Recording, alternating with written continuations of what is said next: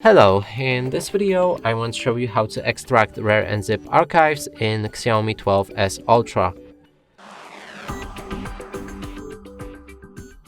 And to do this you'll need to open a rare app I showed you previously how to download.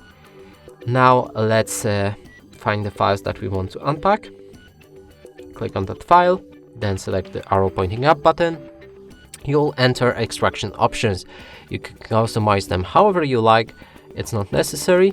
You can click on browse to change the designation for the files where they will be unpacked. In this case, let's go for the documents. Click on OK, then when everything is set, click on OK again, and your files should be extracted. And that's it for this video. Hope you like it. Please consider subscribing to our channel, leave a like and a comment below.